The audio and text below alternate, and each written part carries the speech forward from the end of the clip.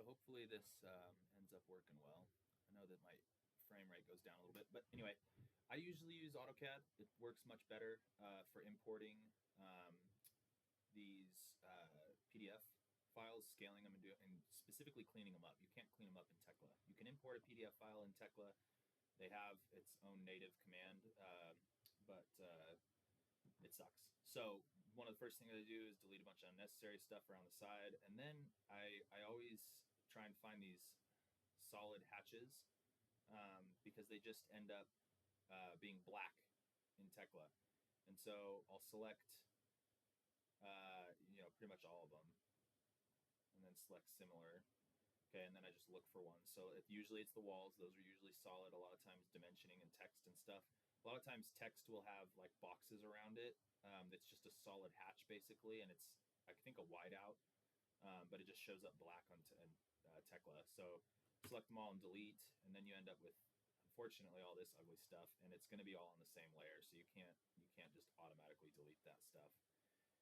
But for reference, it'll work just fine. Now, the good news is we could delete everything else because if you select similar here, never mind. But that won't work. But I think geometry, but that looks like it's a different color. So Q cell for quick select. We're going to look for polylines by color, value equals, select color. No, oops, not help. That's not what here. Properties. I am not there it goes, 74, 74, 149. So 74, 74, 179. Usually it just pops up anyway. We're going to look for a polyline color, 74, 74, 149. Okay, boom. There's just our grid line. So I'll copy that, come to a new drawing, paste, paste. And then what I'll do is put grid line 8A, which is right here in the corner. And to show how noob I am, I don't even know how to like get to this point without creating an intersection. Move, intersection 0, 0, 0. Delete that extra line. Okay, now we've got at least the PDF version. A couple notes, it looks like these four are parallel. These four lines are parallel. Also, when you import PDF, there's a way to join parallel lines. I forget what they're called. Like continue. It would basically make this a single line that is dashed, which could be useful if you could end up with something like this. But with this, you end up with a lot of junk, unfortunately. So this is going to get us really damn close. I can tell you this PDF doesn't tell me where it was made, whether it was Revit or what, or Rhino. But I can tell you right now, this is definitely going to be very close to true dimensions. I've done this so many times, I can tell usually just by looking at them which ones are pretty close and which ones are not. So the point is, that's usually how I locate my grid and do all this stuff. Current 25 trope, I think. I don't know. Let me know if that's wrong. We'll just put grid.dwg. Oops. Save. Okay. I come into Tekla, import it. Instead of that, just come here. Oops. Drag it. Add model. Okay, so as far as creating a funky grid like this, if we had all the information, it could be pretty easy. But what else looks like is look at those grids even moved. And I can't believe they didn't give like a DWG or try and lay this out. That's crazy to have something so wild, such a wild grid and not have clear dimensions. There are a few dimensions on this, like it looks like one of these goes centers, or they're centered in framing, which is a very weird, not necessarily not good. That could work for us, but very weird. I've never seen that before. Now, what you could do is just go to direct modification and I think select the whole grid. Select single grid lines. Yeah, because then you select this grid. Try what I'm thinking is instead of maybe and then come here to grid. Honestly, I probably should have started add grid line. No, so we don't want to delete that. So add grid line. We're gonna go to that grid. Start point. Here we go. Start point, end point. Boom, done. You could just literally come in here and draw all of these. Add another grid, select a grid. So you just select it, and then come here. Oh wait, that's already there. Obviously don't need that one, so we could just delete this once we're done.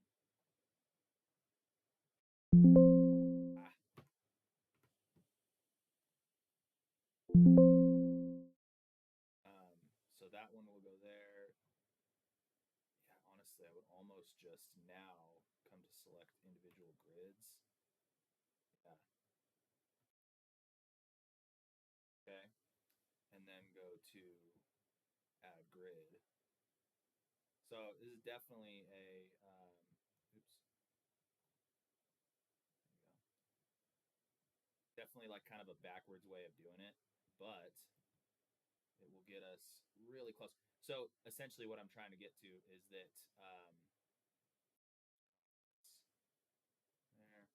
once you get these lined up or laid out rather, it should, see, this one's so funky though that you really should be doing this on a DWG and then you'll be basically perfect. But my point is that once you get these laid out, then you can go in and usually, like if I copy this over just a regular grid, then I can just go, okay, and open up the settings and say, okay, this one says 95 128ths of an inch. That's obviously supposed to be 96. That's obviously supposed to be 3/4 of an inch. You know what I mean? And you can just kind of go through and make those minor adjustments um, to get them super close. Like, gosh, man, I would almost just start maybe with that and see if it's even possible. Let's see. Oh, wow. So it did not even do that. And I'm scared that if I do this, it's going to screw it up. Oh, no, we're good. So what if I select individual then? Yeah, so it's just named asterisks. So then A. Yeah, there you go. EFG.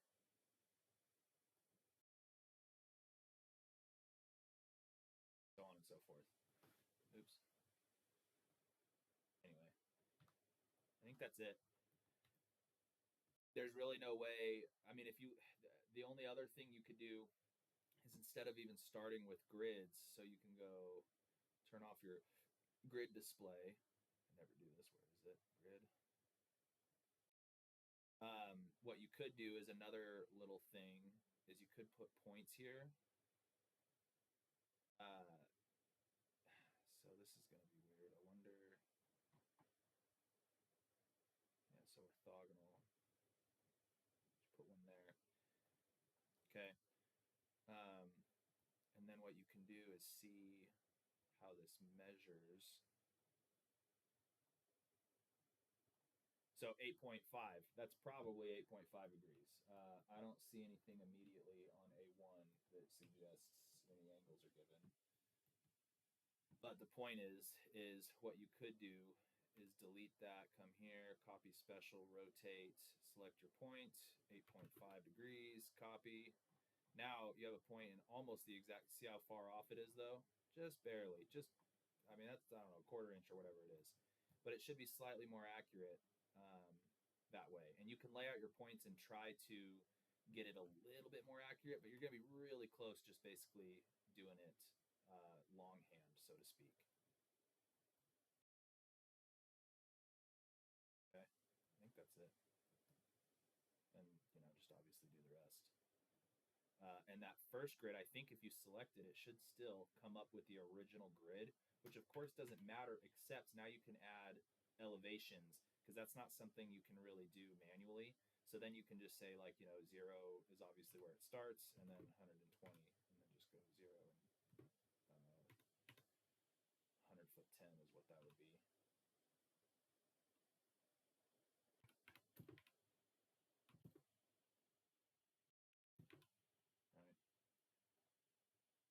Right. And then you can't see it now, but so select grid. We'll go to this one. New view on grid. I thought I could do a new view on selected level on grid lines. Well, maybe not.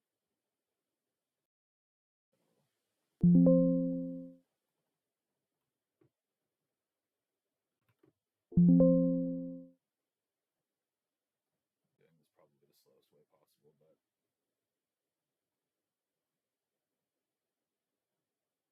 yeah. Oh, I did not update it? What the heck?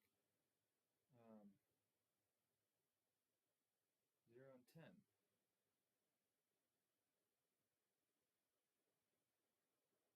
Not sure. I'm not sure why. Those are my coordinates, and those are my labels. Huh. Maybe do the. Glad we checked. Maybe do the elevations first. Set all the elevations, then add all your grid lines, then delete the traditional X and Y stuff. Because I don't know why it's not updating that. But anyway, there you go.